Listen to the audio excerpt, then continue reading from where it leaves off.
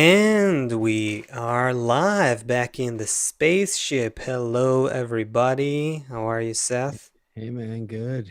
Good, good. Maybe crank up your volume a little bit, just a Oh, I'm touch, a or little bring far the away. mic All right, let's closer. see. Yeah, just a How is touch. that? Is that better?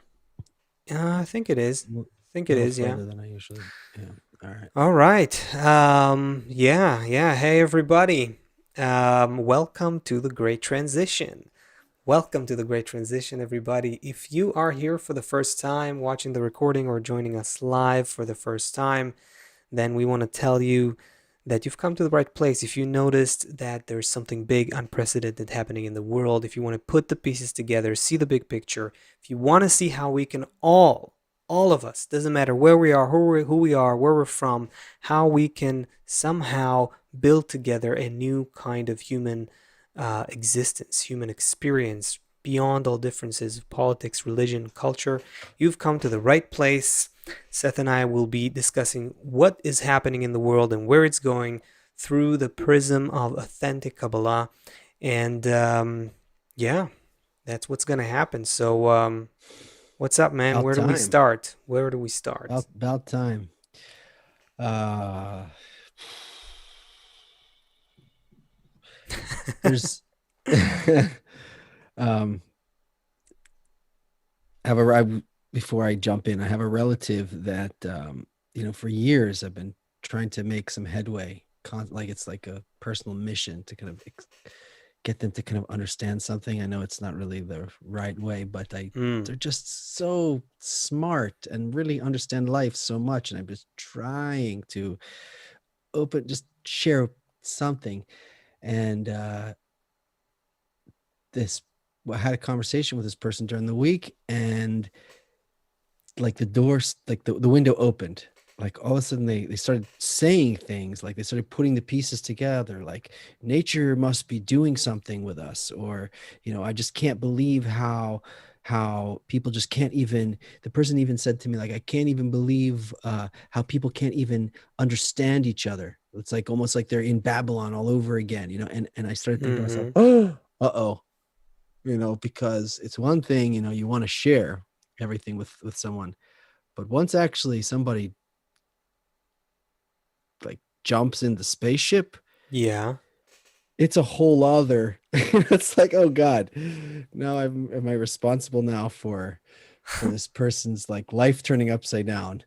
um so I'm very thankful for this show and what we're doing here to make this as comfortable and as understandable as possible, Mm-hmm. because once you start to see that the whole world is not the way you thought it was, it can be very disorienting and a little nerve wracking without.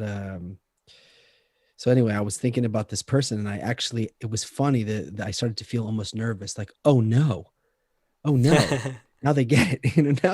Now what? Do they have to go through everything I What? went through Why now? were you? Why were you so anxious? Like, what went through your mind where you were going like, ooh, like you were what With you about were? this person? Yeah. Because this person has told me for years how everyone, through my whole childhood, like about human nature. And I used to say, like, I was like a real hippie, and this person, a relative, would say to me all the time, like, you don't understand, everyone has a price, everyone just cares about themselves. And I'd be like, Mm-hmm. no, you don't understand, like it's all about love. And then you have some experience in life, you get burned a bunch of times, and you start studying the wisdom of Kabbalah, and you start discovering, in fact, inside all of us is a desire to receive pleasure. That's what we're based on. So Mm-hmm. this relative is like so close, but from just like an inner kind of knowing and just like uh, observation of life, but without the kind of big picture of the goal of why it's happening. Mm-hmm. So I always am trying to, so they already have a great foundation. They already understand that everybody's just cares, everybody is looking out for their own best interest. Everybody has a price, all these kind of fundamental. Mm-hmm. premises, um, but this extra piece about why it's like that, the reason why everybody wants is because we're intended to receive, receive, receive, receive. But how can you receive endlessly? Well, that's how the whole wisdom opens up. Anyway, I got excited by your intro because Hmm. we can avoid a lot of the beginner mistakes by having an environment like this that kind of lays everything out and explains it in a comfortable way without a person needing to constantly bang their head into the wall. So anyway, that's that. So switch channels, switch gears. Okay. There's two ways that governments organize themselves. There's two kind of structures that we see. One is a very centralized kind of structure, like communism, for example, where you have one leader, everything comes from there. And the other is more like, well, for example, in the United States, there's a federal government, but each of the states has Mm-hmm. their own Yeah. government as well. So in the centralized government, the vision is very clear. One person, one leader, pretty much comes up with a vision. There's a clear chain of command. The people closer probably have more power, and then by the time you get all the way out to I don't know, Russia is huge. So by the time those ministers, in those far, far away places, thousands of kilometers away, they probably have less connection to the leader. In China, they have less connection to the leader. Um, there's tons of bureaucracy, obviously. Sure. And, you have a vision. For example, we're going to vaccinate the population or whatever it is, just to use an example. So the people close to the capital, there may be more marketing, more people may have technology, there may be schools, and you can kind of get the message out. The further and Mm-hmm. further out, if you want to vaccinate everybody and you don't have a way, well, you just show up at their door with the army and you stick a needle in their arm, like Mm. it can get a little more messy. You still get the job done. You still get the job of the centralized um, leader, but it's not so organic and integrated as it goes out because it's just kind of fulfilling the role of the leader, right? Okay. That's one kind of government or one kind of leadership, one kind of organization of leadership. The other side is decentralized. So, what happens, for example, in a market based economy is if, which is like decentralized, if there's a need for housing in a certain area, so people start building houses there. And if the people stop buying houses there, they stop building houses there and start building them somewhere else where they need them.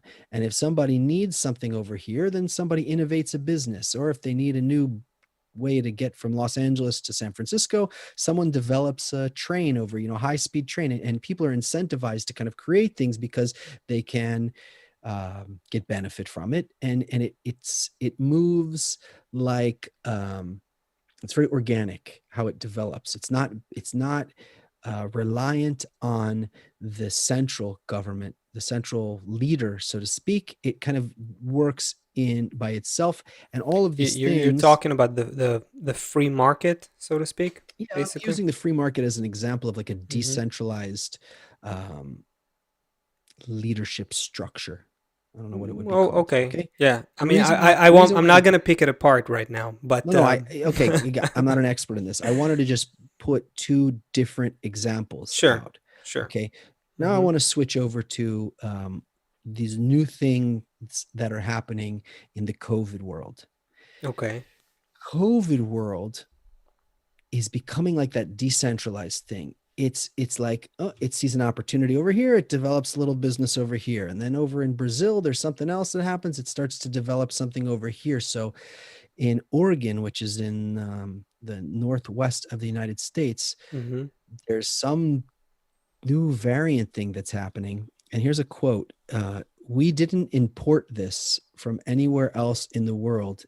It occurred spontaneously," said Brian O'Rourke, a geneticist at the Oregon Health and Science University who led the work. Mm, right. So, yeah, so it's in Oregon, scientists find a virus Chris, we see your barn left with a worrying mutation. So So this mutation, this new mutation in Oregon is also more, it's more infectious, it's more deadly. What's the deal with it? I can't. forget about what it is, the Okay. details of it. What I just wanted to point out at first is what we're dealing with. We're dealing with like a market-based economy with this virus. It's like constantly looking for where can I set up shop? Mm-hmm. How can I, and for example, if someone does a really successful business over here and it grows, then Mm-hmm. it if something stays very, very small, it doesn't really have an opportunity to spread. But if something starts taking on, opening up a business and a bunch So of so franchises you're and it's working comparing out well, COVID to an entrepreneur, like that's the.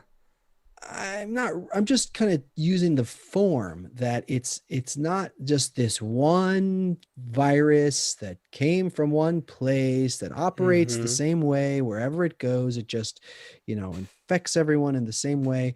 I'm saying like it's spread itself over humanity, and now it's Yes. kind of taking on forms in a market-based economy kind of way. It's like looking for opportunities, and it's opportunistic, and it's looking for opportunities, and it's doing its thing, and it's changing, Mm-hmm. which is really interesting because we thought we outsmarted it.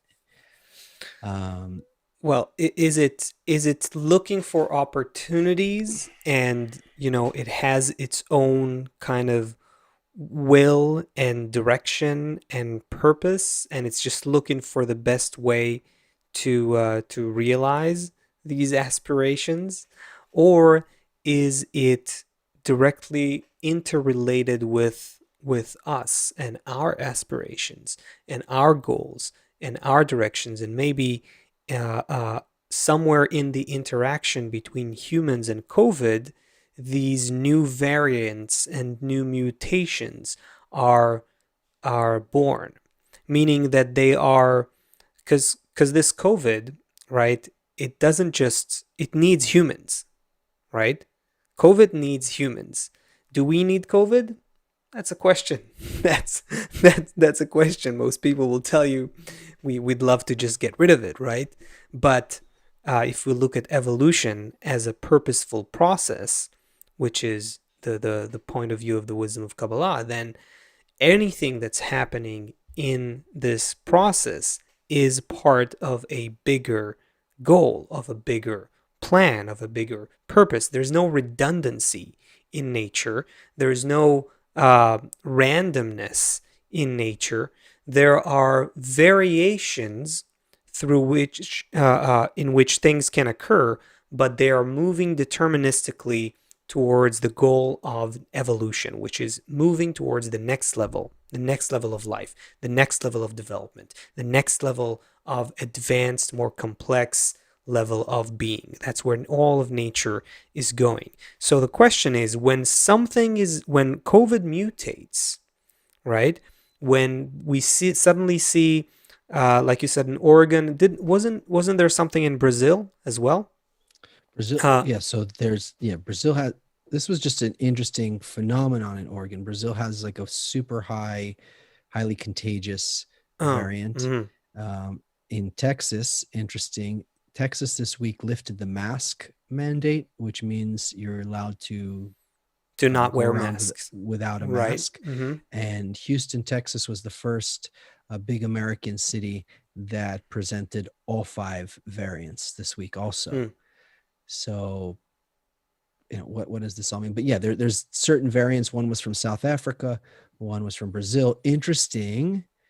The southern hemisphere, typically like Africa and South America, that's where all the good stuff is. All the What do you mean? lithium for the. Ah, I okay, mean, okay. gold, Resources? You mean natural diamonds, like resources? all the Okay. riches, wood, all the good stuff that the rest of the planet uses to make it all happen. Uh huh. I guess except for oil, um, uh, is although there's probably is a lot of oil down there. Actually, there is Venezuela, of course. So all the goods, all the good stuff comes from the southern hemisphere, uh, and all these variants are coming from there as well.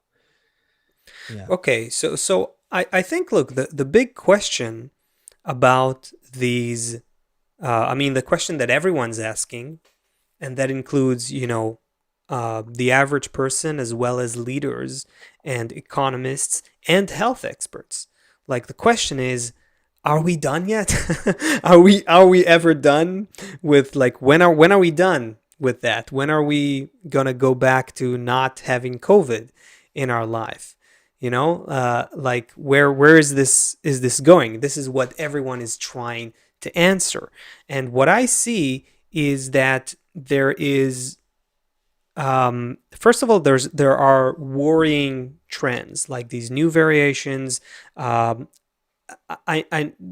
We could get more into the details, but I think that they're talking about mutations that are deadlier and more infectious. And that, just that thing by itself, if you suddenly have a mutation of COVID that is deadlier, even just by 10 times deadlier, that is that means a radical change all over the world if that thing spreads. And so these threats exist. These threats are the COVID threats that we are facing as a global society right now.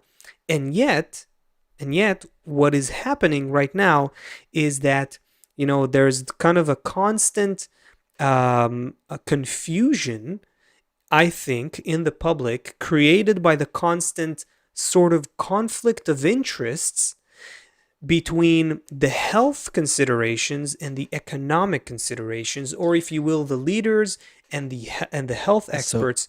I And see Mancini just yeah, posted that he's allowed to open his business. He said he's not going to right now, but he also said Disneyland is opening up in April.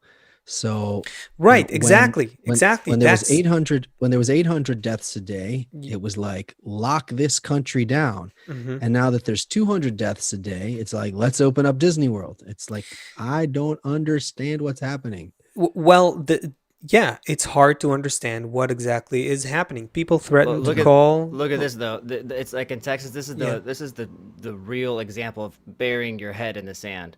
They threatened to call the ICE because the Hmm. restaurant wanted to keep the mask rule, and people were so upset with that they threatened to call. Because the restaurant wanted to keep the mask. Yeah.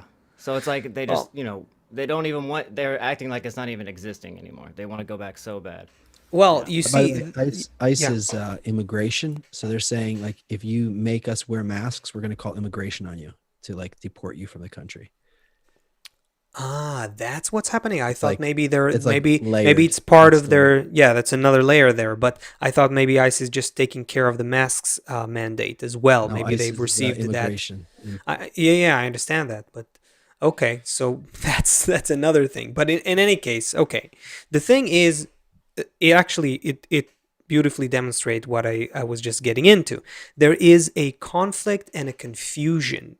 We are not clear, to put the facts on the table, the science on the table, and what, at the end of the day, if you ask any leader enough questions, they will also have to say the following: we don't know what is going to happen. That's it. What I just said, is a fact. No one knows exactly what's going to happen.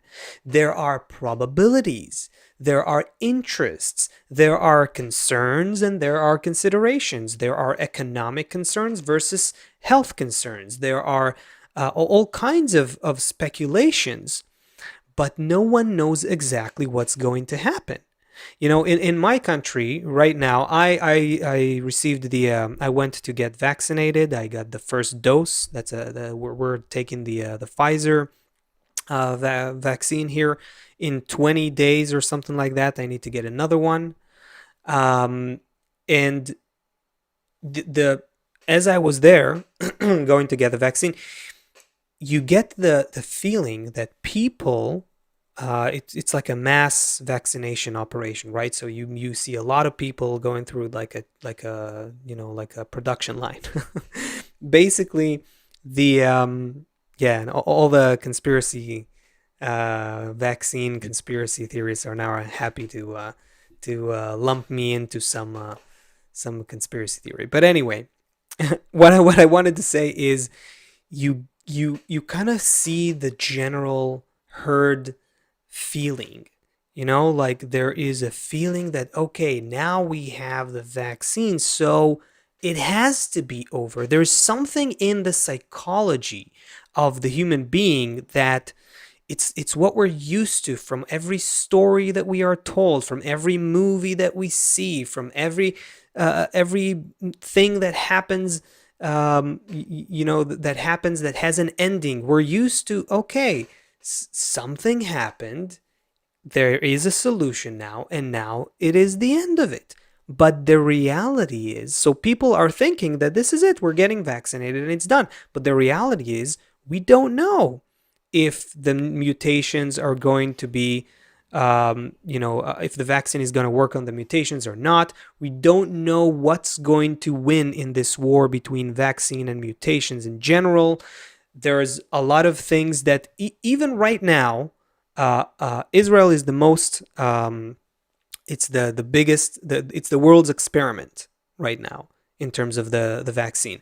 And still, it is unclear whether in 6 months I'm going to have to get another shot. No one knows yet.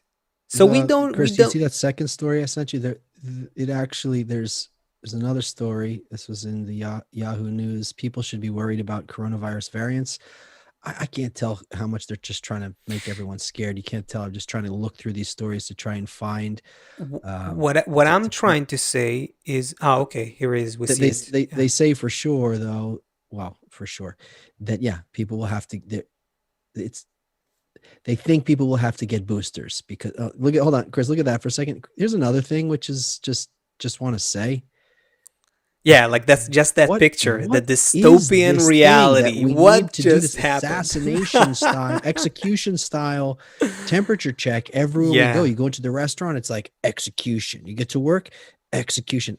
Yeah, it works just as well on the wrist and on the elbow or something. Yeah, like no, that. we have machines here in the supermarket. You just put your hand and it does that without a person. And but it's so weird that the culture that arose away, like kids walk into school, it's like execution style, right? It's something. Just the very fact that it has entered our lives. That leads me to the next point I wanted to bring up: how it has infiltrated and penetrated every aspect of human life. This COVID thing is incredible. That is a completely new thing. Just to complete what I started saying before, my point is uncertainty. That's what I'm trying to say. No one is certain. End of story. There is no, we're not done. We don't know if we're done. We don't know what's going to happen. We're uncertain and we're trying, and we are in a certain kind of scrutiny. But the problem is, are we in the right scrutiny? Are human beings learning what they are supposed to be learning? Are they investigating what they should be investigating? That's what I want to bring up. This COVID entered the world. You talked about different forms of governance, almost like a dictator. It's kind of coming up to us and saying, in a way, it's just a metaphor right now, but nature is a dictator, basically. It's basically, telling us, I'm here right now, I'm in control, and you're not certain where things are going, but I'm running the show. This is a certain kind of reminder from nature that nature is running the show. That we are all human beings all over the world, wherever you are, whoever you are, wherever you live, whatever you do, you are affected by this phenomenon, and you need to respond. Okay, so here's the thing. Nature provided the emotion, right? Everybody is confused. Nature did that to us. Mm-hmm. Everybody is a little bit maybe depressed, lonely, sad, uncertain. Nature did a great job of giving that to everyone. Now on our part, we have to put the proper thoughts and words on top of those feelings, right? So nature gave me a feeling of upset or lonely. And what do? Book a trip to Disney World. Woo! or nature starts giving us all of these feelings, and we start looking at our life. What am I doing with this life? What is the meaning of my life? Right? It's now, that's the great transition. Are we just going to respond like a normal animal? I feel an emptiness, and I'm going to respond with my animal thoughts, just and my animal words, like, I'm going to fight against you because I feel upset, or I'm going to just try and fill myself with something without any real vision of the future. Or now we have an opportunity. What is this emptiness? Why do we feel like this? What is going on in this life? What can we do about it? Right? Because if we just get the needle, if we just get the shot and go back to, I don't know Yeah. what, just go No, no, back no, to no, Disney no. World. That's where it gets very where our consciousness becomes very critical in this situation. Because if nature is this sort of it's not for no reason Dictator, that, as you call yeah, it. a dictator. But I want to take the opposite perspective here, just to give a complete picture. On the one hand, there is the dictatorship quality of nature, meaning whatever we do, it doesn't matter how smart we are, how cool our technology is, how great we think we are in terms of how we are ruling everything else on this planet. The planet rules us at the end of the day. And all of nature and nature's laws are stronger than us, and we have to adapt to them, not the other way around. Even when we think we create things that help us overcome the limits that we're in, they're just adaptations. We got to put it into our minds. The modern 21st century person has lost that sense of being dependent on nature, because we have these gadgets and technologies, and that this mindset that we are self-controlling and all of that, and independent and all that. Now we got to start independently understand something else. We are subject to the laws of nature. We need to start understanding what it wants from us. Now, the other side of nature is that nature is a mother. It's not for no reason that we call it Mother Nature, right? Because nature has this endless capacity to create, sustain, and guide the evolution of life. That's what nature does, and it does so in the most harmonious, perfect, uh, indescribably perfect way. Meaning that everything in nature has a purpose, has a reason. There is a system that's working to nurture and grow all of its elements into their next stage. But if COVID is happening to us in order to develop us to the next stage, and we have to be conscious in the process, that means that how we treat this situation, how we relate to COVID, what kind of questions we're asking about life, about the purpose of human life, about the meaning of our existence here, what kind of investigations are we going through? Is it just, can we just get a vaccine, get a shot, and get it over with? Can we just open our economy again? Can we go to Disney World, like you said? But if Mother Nature is trying to get some more mature response out of us, and we're missing the point, then guess what? Then mommy might not be able to be When, such a good mommy. She might when have you to say be, the bad mommy, in order to get us to think. And now think about mutations and variations and deadlier viruses and so on. Yeah, go ahead. when you said getting a mature response from us, I couldn't help of think of Thursday's show when we talked about canceling Dr. Seuss and Mr. Potato Head. It's like Right. when you look at the problems that we're dealing with as humanity.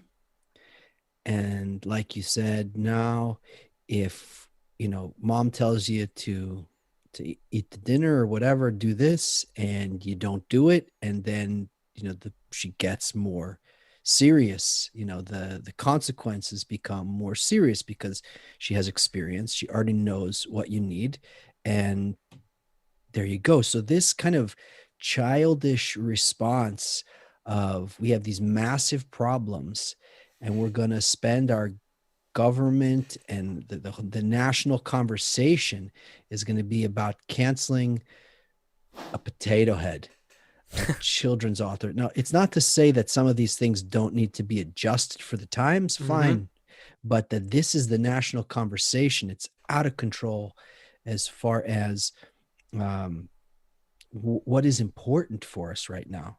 We So, have enough money, we mhm. have enough food, we have enough energy for everyone to live comfortably.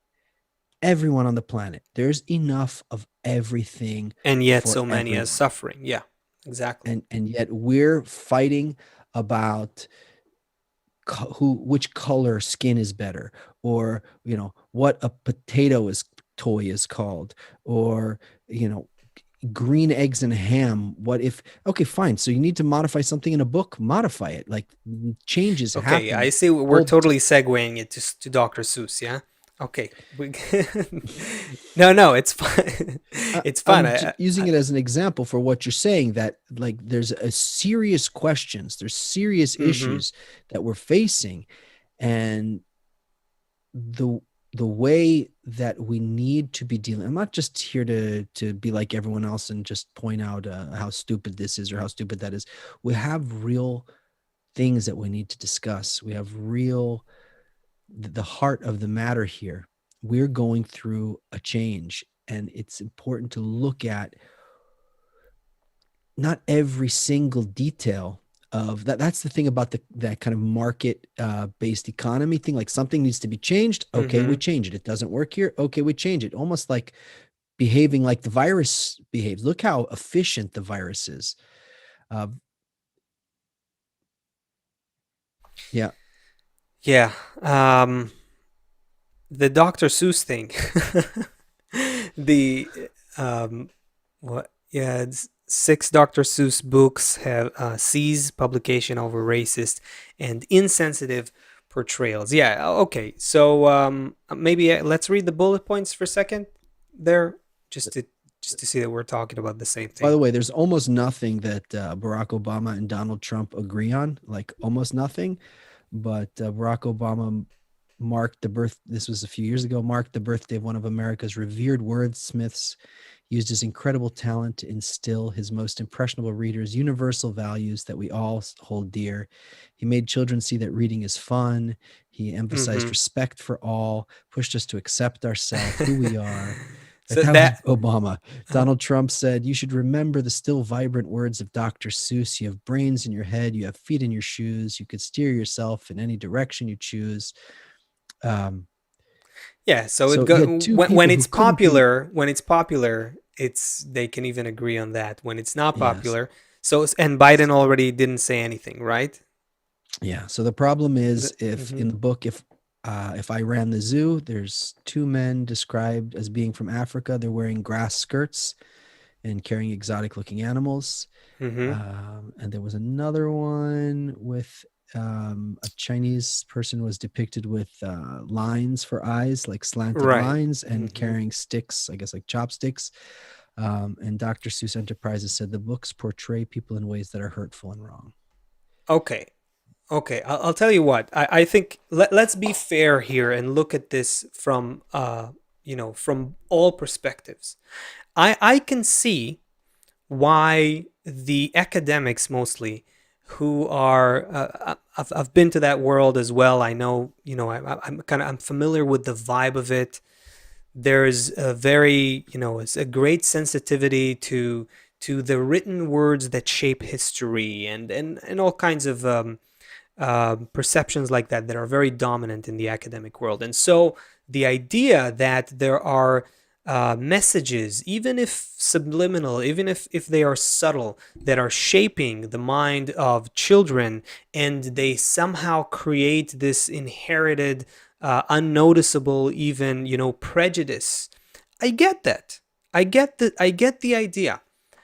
I also, I mean, it's not, you know, you can understand perspectives even if you don't necessarily agree with the actions taken, right? I can also understand, and this I agree with a lot, that there is a recognition here of how media affects us. That's a good thing. It's a good thing that's happening, that people are saying, hey, if we put certain drawings in a children book, it creates certain perceptions in children, especially children whose minds are very malleable and are developing minds and so on, and they have less filter in terms of how they judge what they see. We don't have that much more filter, by the way, as adults when it comes to absorption of media. So it's a good thing that we start understanding just how much we are affected by media and books and the imagery that we see and so on. The question is, however, does that fix racism? That's it. That's what I'm asking. Very simple. I'm putting the simple question on the table. And my answer would be, this is such a superficial attempt, a band-aid, uh, uh, uh, not even a band-aid. I would argue it does even worse, because what we're trying to do here is and cover and hide the problem, rather than actually understanding it and confronting it. What are you trying to do when you are, let's take it all the way. Let's say that Dr. Seuss had some racist inclinations. Okay, let's say he was a racist. Now, what do you do? By the way, Chris, look that up. I think I saw a headline that says that from the moment this thing blew up, there's like the sales of all of Dr. Seuss's books, including the six that were uh, discontinued, skyrocketed. So more people are just like, oh, well, they were reminded by this whole controversy. Oh, I gotta go get all the Dr. Seuss books for my kids or something. Look it up. I think there was something like that. But there we go. Several Dr. Seuss books have hopped on top of the Amazon bestseller lists in Canada and the United States after six of his more obscure titles were pulled from future publication due to racist content. Anyway, yeah, and I saw another thing, that there's now like a market for the people who already have the six discontinued books, and they're selling black them. market for Yeah, this, like a black market for the Dr. Seuss book of some sort. $500 for green eggs and ham. Yeah. Anyway, I'm asking a simple question. Does this practice of deleting our history, or trying to, does that solve the problem? And all of those practices of, let's make everything more inclusive, right? Is that what being inclusive means? If you run a business and you have a management team, and they're doing a good job based on all of the metrics and criteria that you can measure, but the proportion of people of color versus white people there is skewed towards white people. Does that mean that you have to bring in people of color in order to do what? So that on the outside we can feel better about ourselves, that now we have a picture that looks more right. And why not do it with all ethnicities, and with genders and transgenders and all of the different kinds of human beings that you have in the world? Then you'll have a proper picture of how a management should look like, wouldn't you? So you see, we're going into this. I just have a question. I'm not sure about this. Yeah. America is got a ton of cultures here, Mhm. but in Japan, for example, like a country that's mostly Japanese people, Yeah. do I'm they sure also there's have these things where they I'm need sure to hire there's a certain amount of subculture. white people and whatever? Or if you went to like I don't know, Iceland? Do they have a thing where you need to have a certain amount of Asians or a certain amount of Africans, or is it just Well, specifically in well, first of all, America? America is unique in that sense because it's a nation of immigrants, and you have everyone and everything and everyone there. In Israel, there's a similar situation as well, a little different because people are of Jewish origin. But I mean, like in But Ghana, for example, are there people protesting because um, there's not enough white people in the business or something, or is it just a specifically an American thing? No, I'm just wondering. I don't know. I it's didn't look it's into it enough. obviously very. First of all, I'm sure there are subcultures, but the matter of many races and origins and colors, that is something that is very unique to America, of course, because it was based on all those people coming there and setting up shop in America. The if European countries are based on a certain heritage and a certain history and a certain genealogy and so on. Um, anyway, where were we? What I'm trying to say is the attempt to create a more inclusive picture, a more inclusive painting in front of our eyes, to try to make it, force all of these measure by which we can create this picture. It doesn't necessarily treats the root of the problem. The root of the problem is that people have racist tendencies. That's the root of the problem. And if you try to repress them in one way, they can erupt in another way. That's it. So what we need to deal with is the source of these racist tendencies. And that's where it gets very mature. A much more mature discussion that we can have here that I don't even know if we should dare to get into. Because this means It's even no, no, things it's that a hard. I'll say right now will be very hard for people to agree with. I mean, Okay, so you say our it then. audience can take it, but this is gonna live on YouTube, so Why don't you um, say it then? I have enough haters.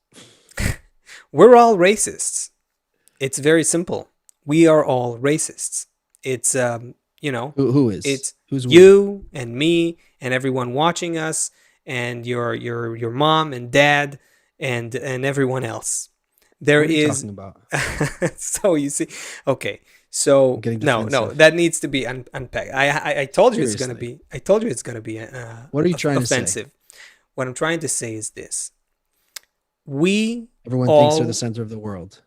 we all come from. It's deeper than that.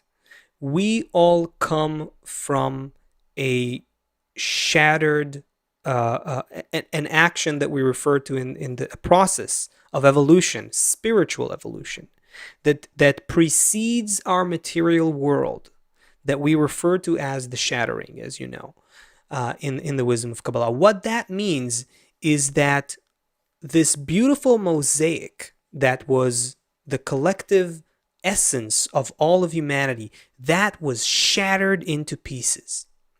And because it was shattered into pieces, it means that all of those pieces are now they are in this bubble. They're in this wrapper. They are enveloped by a certain force that allows them independence. All those little pieces are now independent, but it is independence that happens with a side effect, let's say. That side effect is a necessary side effect, and it means they have to feel resistance to others. So, as long as someone is not exactly like me, which is ultimately me, I have a certain resistance to them. We are all xenophobic. We are all we are all naturally more suspicious and cautious of people who are not similar to us. That is our state of being.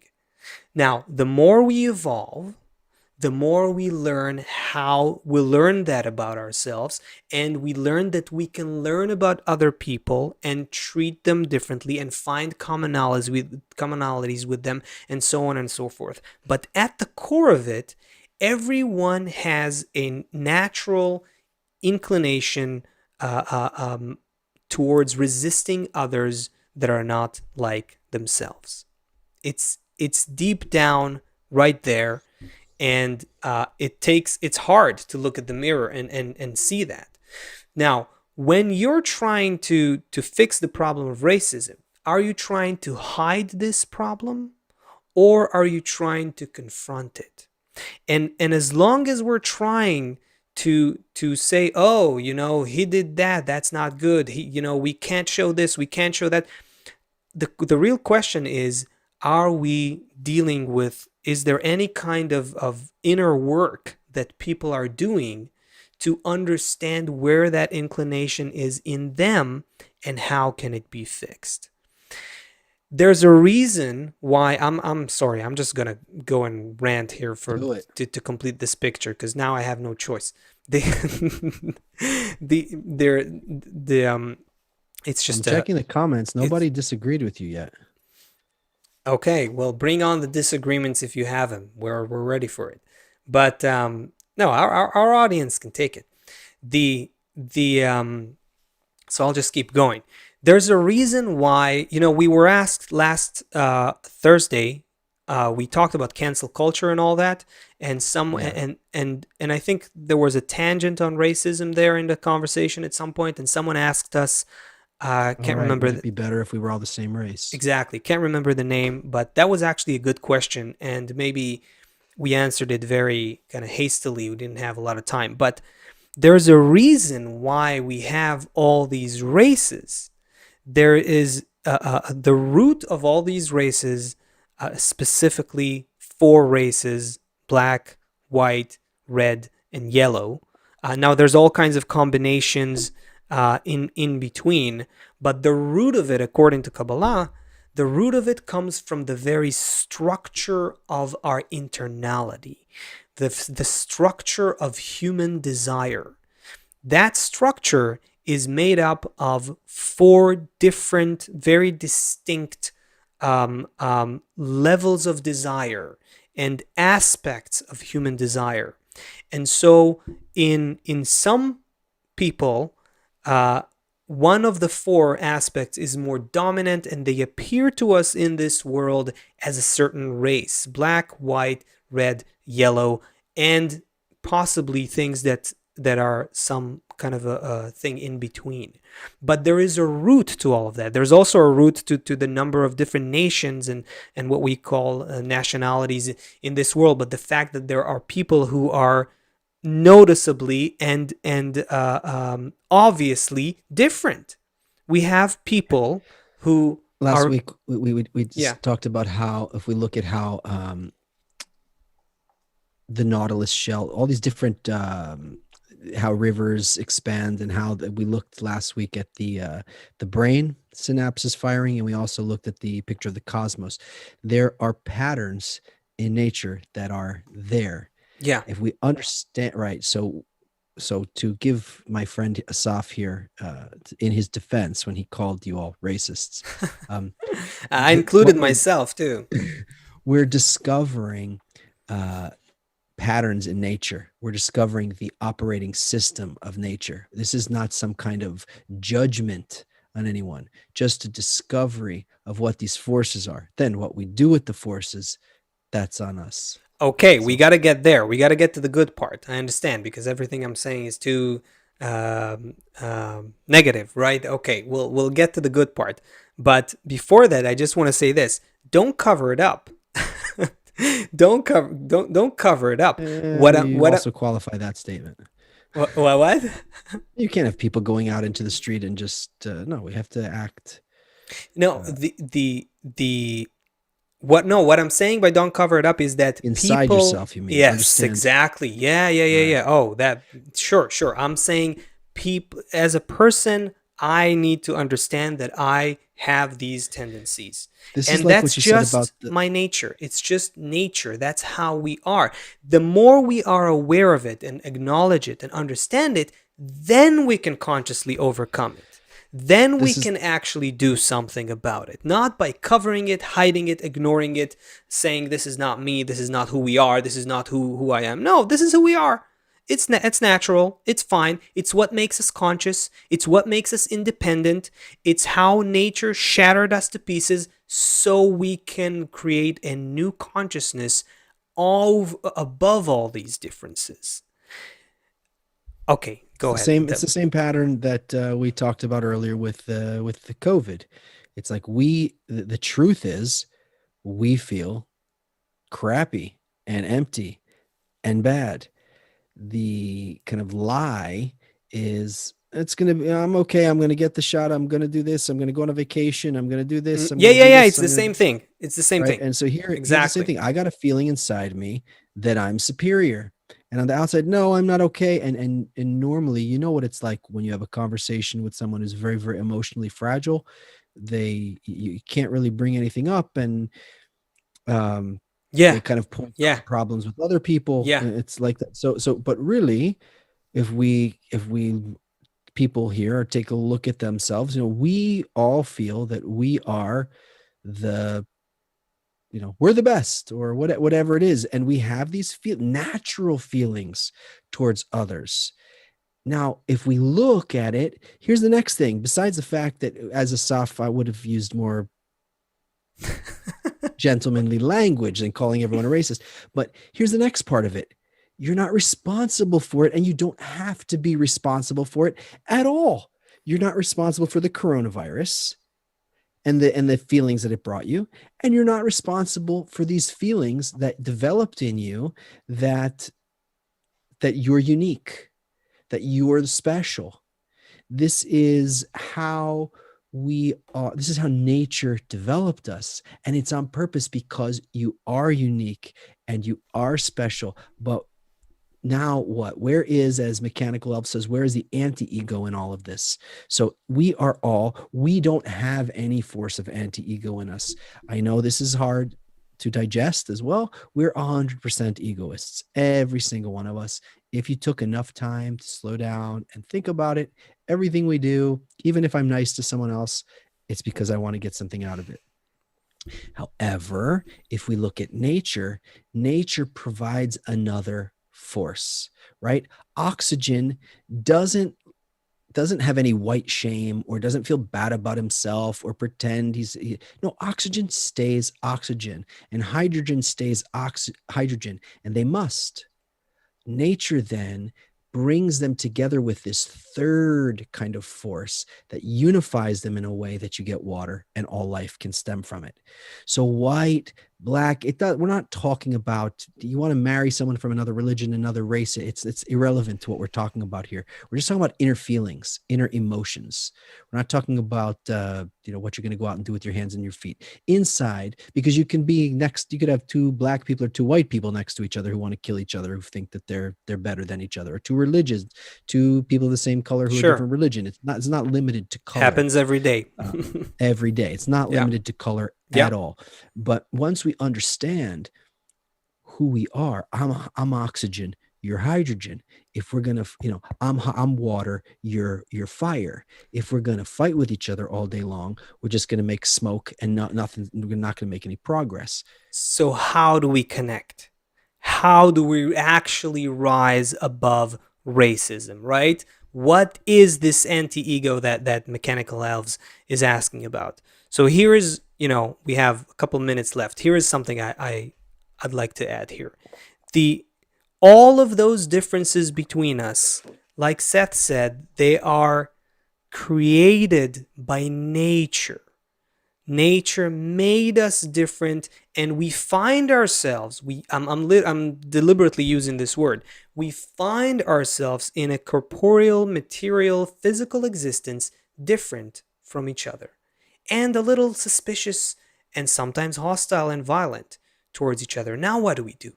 This is the game that we were put in.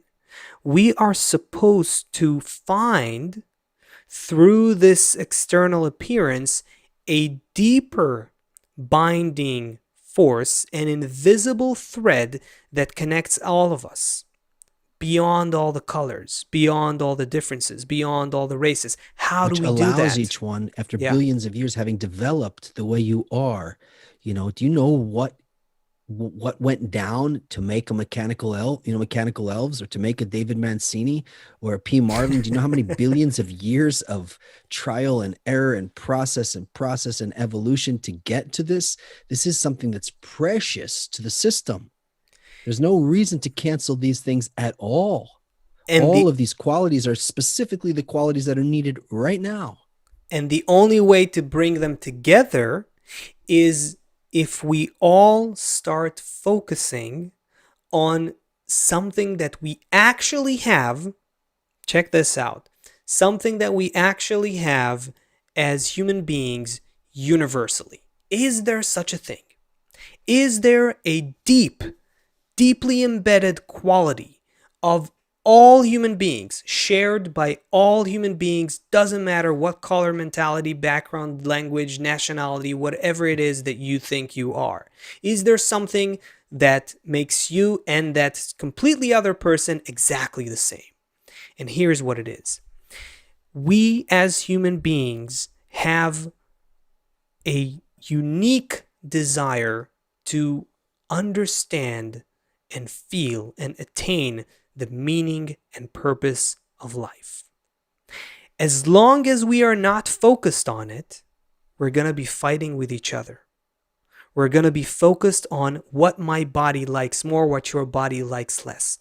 The more we start delving, the moment we start delving into that true quest that we were put here for, to be honest, which is to understand what is our meaning and purpose in this life, in this world, that is going to take us deeper. It's going to allow us to penetrate through this material external picture of all those differences. We're going to discover how we're all connected on the inside, despite all of that external contrast.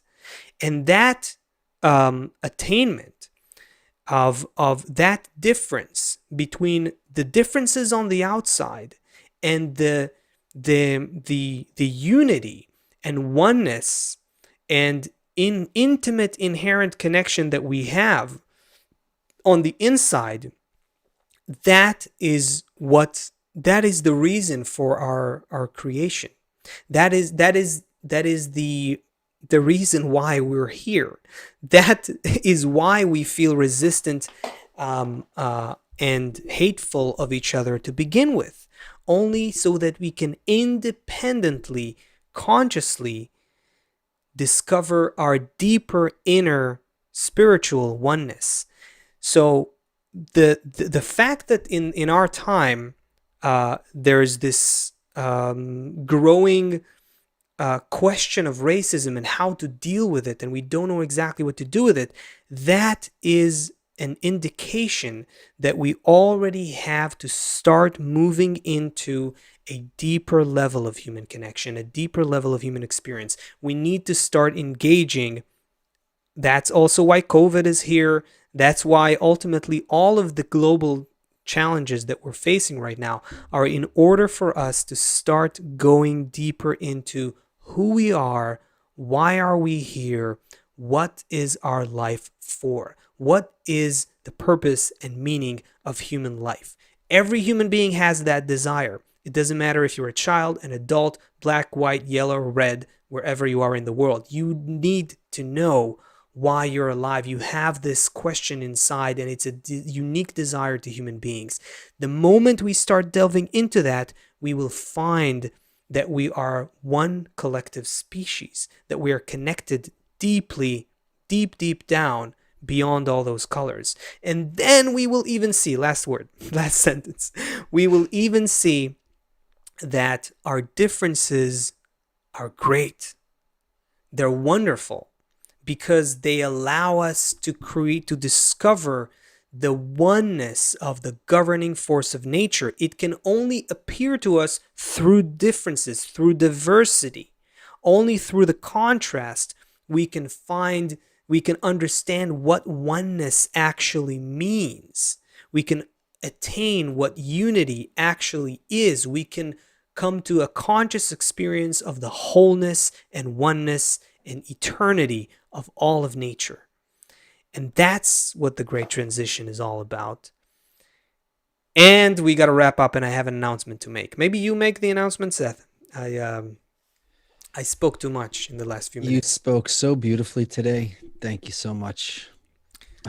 Okay, so friends, there are people streaming into our site, the Kabbalah Info. The CobU, The CobU environment. unit, Yeah, yeah, people and since the YouTube channel as well, the Kabbalah Info YouTube channel. There yeah, are, so yeah, since the virus started, people more and more people from around the world are asking themselves, what is the meaning of life? What's going on here? And the number of students and friends who are signing up and coming to this to sign up to these courses is increasing every week. And Asaf has to move to temporarily to help to what exactly are you doing on Sunday? You are it's yeah. So basically, I think I just maybe just to add a word, we are seeing and trust us, we're looking at this data all the time. There are people who are who are asking all kinds of questions, like this whole set of questions about meaning and purpose that we just talked about. More and more people are asking themselves. More and more people are open to hear some explanation, to get some sort of an understanding of where they are. More people are open to the authentic wisdom of Kabbalah, and that's a very, very good thing. Yeah, so on Sundays, we're developing a live event on Sundays that will cater to those people who are just coming in and are just becoming familiar with the wisdom of Kabbalah. They want to learn about it. So I'm gonna go and for a while, for the foreseeable future, let's call it. That's a good definition of time. I like that one. For the foreseeable future. That's a very so what that means so- here is that on Thursdays we're going to make Thursday. Are we going to extend it an hour and a half on Thursday? Is that gonna maybe happen? it definitely means that we're not gonna do our show on Sundays for a while. So we're going to put all of the efforts into the Thursday show. That's the good thing about it. In addition to a lot of people coming to learn what human life is really about, but it means that we're gonna be able to dedicate more time into preparing the show, maybe bringing more guests, maybe extending the show to make it longer. But Thursday is gonna be the show from now on until further notice. Thursday, same time, 2 p.m. Eastern. Yeah, that's the announcement. I don't know what else, Seth. What else should I That's it say? here. Check this out. Thank you, Lawrence. Thinking about all my All right. great friends again. Thinking about all my great friends gigantic. Thinking about all my great friends gigantic. 2 p.m. Eastern, Thursday, 2 p.m. Gigantic. All around the world, connecting points in one desire. All around the world, and so many sparkles in single fire. All around the world, connecting points in one desire. All around the world, and so many sparkles, single fire. Thank you to all the friends who joined us today from Norway, Quebec, Wales, on Castbox, Florida, Washington, Miami, Australia, Kenya, Utah, Denmark, Brazil, New Jersey. Turn the hate into smoke, love will arise. I see fire in my friend's eyes, heart beating for the goal, love is covering crimes. Yeah, shekel after shekel goes into the bank. Effort after effort, brothers got your back. Everybody praying only for the 10. All we got, we paying only for the friends. And he gon' finish the work. One heart, one soul, love gon' cover the earth. All around the world, connecting points in one desire. All around the world, there's so many sparkles, single fire. All around the world, connecting points in one desire. All around the world, there's so many sparkles, single fire. wanna be. To come here, It's just the friends that I wanna be. many obstacles Friends I wanna learn from. for me. Yeah. Tell me many what's my friends. purpose.